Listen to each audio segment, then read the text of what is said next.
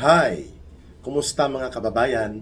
Kasama niyo po ngayon si Ka Eric sa isa namang episode ng ating video analysis at video talakayan.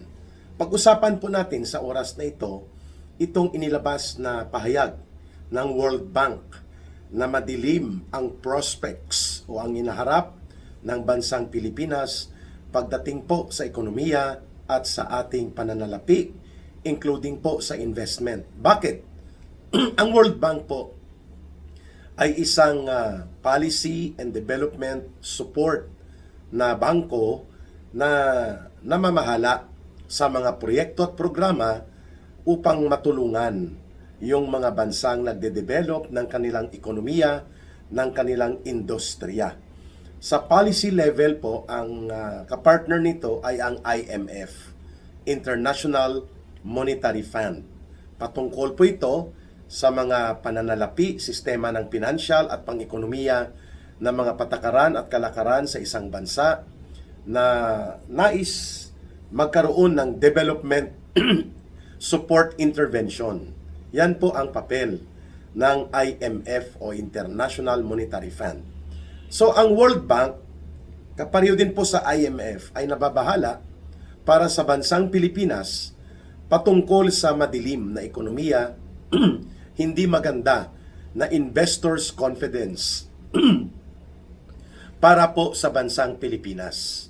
Sapagkat nakikita ng World Bank financial and economic experts na nag-oobserba sa Pilipinas na papunta po sa pagkalugmok ang ating ekonomiya dulot ng dalawang malalaking factors. Una, napakalala at malubha ang perception sa internasyonal na mga komunidad, ng mga bansa at ng mga negosyo kung paano lumala at lumaganap ang korupsyon at pagnanakaw sa gobyerno na bumibiktima sa mga public infrastructure projects na dapat sana ay pinapangalagaan at pinapasiguro ng gobyerno na mapapakinabangan ng mga mamamayan. Like itong 1.4 trillion pesos na iskandalo ng ghost flood control projects na ang itinuturo ngayon na ang nagpasimuno sa ganitong sindikato ay walang iba, si Marcos Jr. at ang pinsan niyang si Martin Romualdez na naging Speaker of the House. At naging kasabwat nila na siya ngayon ang nagbubunyag sa ganitong kriminal na sindikato na operations nila. I'm talking about Ginoong Saldico. Kumakalat po ang ganitong mga akusasyon at pagbubunyag ni dating Congressman Saldico sapagkat siya ay kabahagi po ng inner circle o inner sanctum, no? Buong pangloob na pang-internal na organisasyon ng pagsindikato sa budget, pangangatay sa pondo upang maisagawa ang karumaldumal na sistematikong pangungurakot at pangungulimbat sa kaban ng bayan, partikular sa usapin ng mga flood control projects. Si Saldico po ang naging bangkero, bodegero at kolektor at distributor nila Marcos at Romualdez sa malakihan na mga pandarambong na ito. At to the point na talagang ipinagdidiinan sa mga pagbubunyag ni Saldico sa tinatawag nating video testimony niya, series of video testimony niya, itong malawak na partisipasyon at pakikipagsabwata ni Marcos sa kanyang pinsan at sa iba pang miyembro ng Kongreso, both sa House of Representatives at sa Senado. Kung kaya, naging tuloy-tuloy at malaganap at malalim ang organisadong pagnanakaw at pangungurakot sa kaban ng bayan. So ang mga ganitong mga pangyayari, yung malubha at malala na pagtingin ng international community ng iba't ibang mga bansa ng kanilang gobyerno at ng mga mamumuhunang dayuhan sa kung gaano kalala, mas lalo pang lumaganap ang ganitong uri ng sistematiko at malakihang korupsyon at pagnanakaw sa ilalim ng gobyerno ni Marcos at Romualdez ay nagpabagsak din po ng kumpiyansa at pagtitiwala ng mga investors na mamuhunan pa sa Pilipinas. Yan mismo ay ayon sa pananaw na ginawa bilang observation ng World Bank laban sa kalagayang nagaganap ngayon sa Pilipinas. Pangalawa, binabanggit din po ng World Bank sa kanilang observation.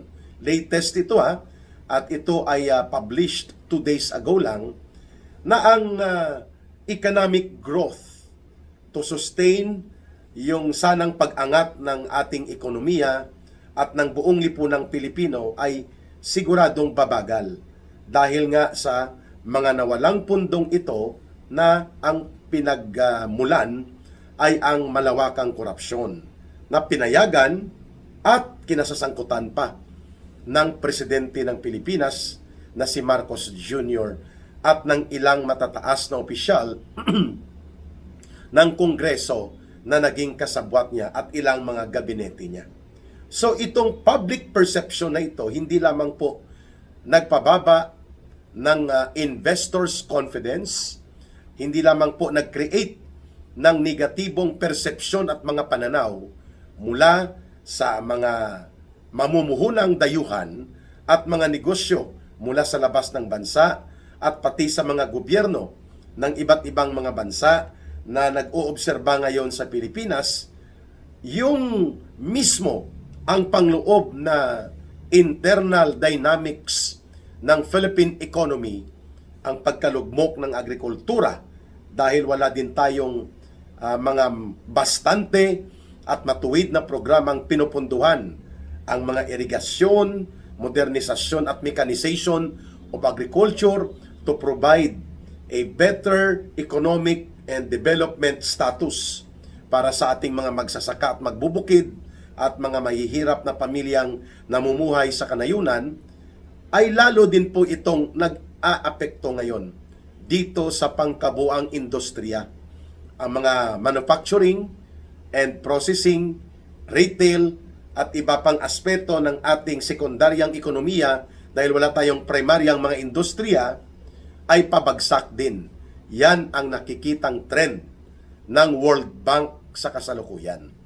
So ano po ang kaugnayan nito sa malawakang iskandalo na nagaganap hinggil sa tinatawag na crime of the century against the Filipino people? Ito pong 1.4 trillion pesos na mga pangungulimbat sa flood control projects na pinangunahan ni Marcos, kasabwat ang kanyang pinsan na si Martin Romualdez, and even ang anak ni Marcos Jr. na si Sandro Charis Marcos ay kasangkot din, pati ang asawa niya at ang bayaw.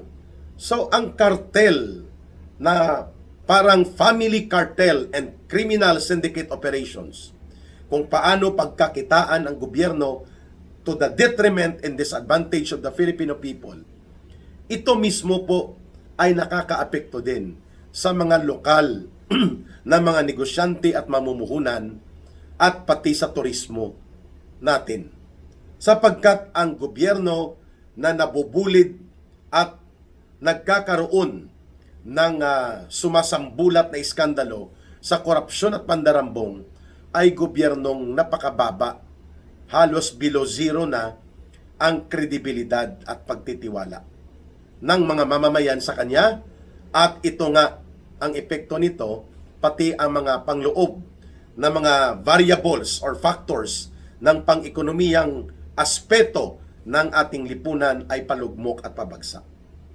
Ito po ang hindi mapipigilan ni Marcos. Bagamat kaya niyang paglaruan ang dynamics of politics, kagaya ng mga paggamit niya ng diversionary tactics, no, itong issue na walang kredibilidad at katawa-tawa, itong Madriaga kidnap convict, no, kidnap for ransom convict criminal na itinuturo nila na bahagi daw sa naging mga pang-security team ni Vice President Sara Duterte. Walang bumibili ng ganitong chismis at ganitong kwentong kotsero. mga kababayan. Kwento po na hinugot sa puno ng bayabas. Subalit nakakapag-distract ito sa atensyon ng taong bayan. Dahil ang totoong issue dito, ang pag-mastermind ni Marcos na maibalik ng todo-todo ang sistema ng malawakan at organisadong korupsyon in almost all levels and agencies of government, yun ang epekto talaga kung bakit nalulugmok sa kumunoy ng kahirapan ang ating bansa. More than 2.5 million Filipinos ang naidagdag po sa nawalan ng trabaho in the last quarter of 2025. That means, mayroon na po tayong kulang-kulang 6 million na mga kababayang Pilipino na mga labor force na walang trabaho. At ang epekto niyan, kung i-multiply mo si factor na family of 5, that means mga 30 million Filipinos po ang nabubuhay sa isang kahig, isang tuka at patsamba na uri ng buhay. Kaya hindi rin po nakakapagtaka na mayroong mahigit 70 million Filipinos ang hindi nakakapagkumpleto ng tatlong beses na makakain sila sa pang-araw-araw na buhay nila. Ito ang tinatawag na self-rated involuntary hunger. Wala talaga silang mapagkuhanan ng regular na source ng income, kaya hindi sila makakabili ng batayang pangangailangan sa pagkain. Minsan isang kain, minsan the other day ang kain, the next day na ulit ang kain. Yan po ay mga 70 million Filipinos yan. Dahil lugmok ang ekonomiya, wala din pong masiglang tourism. Bumaba ng tunutudo ang mga tourist destination arrival sa ating bansa dahil nga po hindi na pinaniniwalaan. Walang kredibilidad at magnanakaw at kurakot ang pagtingin ng mga maraming turista, ng mga iba't ibang gobyerno at iba't ibang mga mamamayan ng ibang bansa sana umiiral ngayon na administrasyon ni Marcos. Kaya ang tourism is a question more of perception and credibility na gusto mong ibenta ang bansa o ang lugar para ito ay maging kaaya-aya upang puntahan ng mga turista. Ang Thailand umaabot po ng 12 million tourists a year. Ang Pilipinas halos hindi umabot sa 3 million tourist arrival. Napakalayo, no? Pero mas higit na mas maganda ang Pilipinas, lalo na ang mga tourist destination sa ating bansa kung ikukumpara po sa Thailand. Bakit pinipili ng mga turista na pumunta sa Vietnam, sa Thailand, sa Indonesia, sa Malaysia? Sapagkat ang kanilang gobyerno ay kapanipaniwala. Ang administrasyong namumuno sa kanilang gobyerno ay hindi po nasasangkot sa ganitong uri ng karumaldumal at nakakahiyang iskandalo ng pandarambong sa pondo ng gobyerno na bumibiktima sa sariling mamamayan niya, na ginagawa mismo ang sangkot ang presidente at ang kanyang pinsan at ang buong pamilya niya. Yan po ay hindi mo na itatawad pa na bawiin mo o kaya ilihis mo ang issue. Kagaya ng pagsasagawa ngayon ng isang malawakan na propaganda attack upang pakasamain at atakihin na naman ang pagkatao at integridad ng Vice President Sara Duterte, including ang kanyang tatay, ang kanyang ama na si dating Pangulong Rodrigo Duterte. Ang mga troll operators ni Marcos at mga political mercenaries na binabayaran at sinusuhulan kagaya ni Boy AK-47 Ronald Lamas na BFF ni Risa Hontiveros, itong si Jesus Palsis, no? Sa pangalan pa lang, paltik na. Hindi ka panipaniwala ang mga kwento, subalit pinapatulan ng mainstream corporate big media dahil pinupunduhan ang operasyon na ito. Ito po ay publicity and propaganda attack at ang targeted nila na bibirahin at babanatan ay si Vice President Sara Duterte at ang kanyang ama na si Pangulong Rodrigo Duterte. So, alam natin na ito ay pinupunduhan ng bilyon-bilyon. Subalit, kahit ano pa po ang political dirty operations na ilalagak ni Marcos ang mga perang pinagnakawan nila ng kanyang pinsan sa ganitong operation, hindi po nila mabibili ang katotohanan na ang ekonomiya at kabuhayan at buong panglipunang sitwasyon ay nalulugmok. At ito ay direktang nararamdaman ng taong bayan sapagkat direktang naapektuhan sila. Yun pong ibig sabihin ni Ka-Eric. The Marcos government and his cohorts of a criminal cartel government, including si Martin Romualdez, they may be able to do the dirty game operations in the dynamics and games that they are engaged in the dirty political operations, but they cannot prevent ng epekto ng laro ng maruming pakikipaglaro nila at pakikipagpatintero sa mga demolition political operations nila at mga kaguluhang politika na sila din po ang may kagagawan, ang epekto at backlash sa ekonomiya.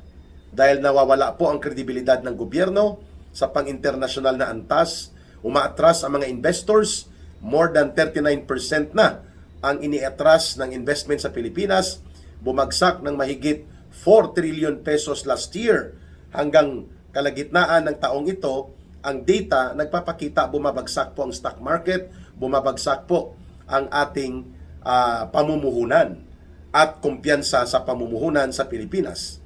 Hindi po yan pwedeng itago at laruin sa politika ni Marcos at nila Romualdez. Yan po ang katotohanan. At kapag ang pamumuhunan at negosyo ay hindi masigla, bumabagsak at umaatras mula sa paalis ng Pilipinas, pati ang turismo o ang mga pagbisita ng iba't ibang mga mamamayan ng iba't ibang bansa ay pabagsak din, ang lokal na ekonomiya ng agrikultura at manufacturing at industriya ay gumagapang at walang pundong bastante para sa infrastrukturang totoo at tama na mapapakinabangan ng taong bayan at nabubulgar pa ang malawakang pagwawaldas at pagnanakaw sa pundo ng mamamayan, what would you expect na mangyayari? Hindi ito maramdaman ng taong bayan? No! Mararamdaman ito ng milyong-milyong Pilipino. And that is the separate, independent dynamics of the economy that the game of dirty politics ni Marcos cannot control or manipulate kapag ang ekonomiya at kabuhayan na ang nagtatakda ng katotohanan. Kaya no amount of propaganda operations, political mercenary demolition job ni Boy AK-47 Ronald Lamas ha? Kayo na ang umintindi bakit Ronald Lamas ang tawag sa kanya. Parang hindi nga ito marunong mag-toothbrush, no? Magkano lang naman ang toothbrush at toothpaste? May 100 ka, pwede ka nang bumili ng toothbrush at toothpaste. Pero panay ang interview kay Ronald Lamas, no? Para bagang siya ang santo ng mga analyst sa Pilipinas. Wala namang naniniwala sa kanya kung si Congressman Jing Paraspa. That is the face that even a mother could hardly love. And then itong si Jesus Paltik. Jesus Paltik, no? Ang lolo po ng aking mga apo, ang father ni Mrs. ang palayaw niya, Paltik. Pag sinabing Paltik, peke. Ito po ay mga bayaran ni Marcos at nila Romualdez. Subalit, they cannot play on the reality na lugmok ang ekonomiya, gumagapang ang buong lipunan, at nabubulit sa kahirapan ang milyong-milyong Pilipino. Kahit anong diskarte pang gawin ni Boy the Big Joke Trillanes, ni Lula Laila de Lima, ni Risa Hontiveros para pabanguhin ang imahe ng kanilang padrino na si Marcos at pati ang kanilang financier mula kay Romualdez at Marcos na mga diskarte, hindi po nila matatabunan ang katotohanang sumasambulat na ang gobyernong kanilang ipinagtatanggol, ang administrasyon na kanilang niyayakap at niluluhuran ay gobyerno ng sindikato at mga kriminal at mga mandarambong. At ang epekto ng uri ng gobyerno na ito na gusto nilang panatilihin ay ang lubusang pagkalugmok sa kumunoy ng kahirapan at pagbagsak ng buong ekonomiya at lipunan na lubhang nakakaapekto sa milyong-milyong Pilipino. Iyan ang magdudulot ng talagang real motivation for the people to rise up against this criminal syndicate government of Marcos and Romualdez. At itong mga aliporis nila, lalamunin po ito ng mamamayan pagdating ng daluyong ng pagbangon ng galit ng sambayanang Pilipino. Samahan niyo po si Ka Eric sa isa na namang episode muli pa, pagbabalik natin ng video analysis at video talakayan. Ilalantad po natin ang iba't ibang pattern at mga pamamaraan na pinupunduhan ng bilyon-bilyon nila Marcos, nila Romualdez upang magsagawa ng distraction operations upang ipatupad ang tinatawag na diversion and deflection as a mode of political survival. Kagaya po nitong walang naniniwala, pinagtatawanan pa na kwento ni Madriaga na isang convicted kidnap for ransom criminal na nagkakaroon ngayon ng gimmick na ginagamit nila Jesus Paltic at ng mga operatiba ni Marcos para magsagawa ng propaganda attacks laban kay Vice President Sara Duterte. Pag-usapan natin yan, pagbabalik po ng ating isa na namang episode. Susunod nito ang video talakayan at video analysis with Ka Eric. Huwag nating kalimutan ang ating Bangon Sambayanan People's Movement. Sa gustong tumulong at sumuporta, you can send your sincere and voluntary support para po sa ating advocacy campaign at mga inisyatiba. Ang numero na ginagamit natin, GCash line po yan, 0916-308-7710. 0916-308-7710. Rohilda Celis, kay Langging po yan.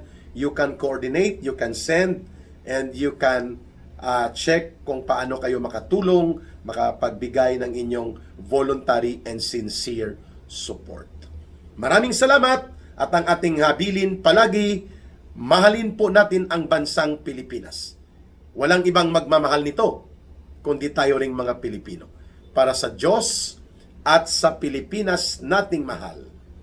May God bless everyone and may Allah will be with those who are Muslim brothers and sisters. Bye for now. Mabuhay ang sambayanang Pilipino.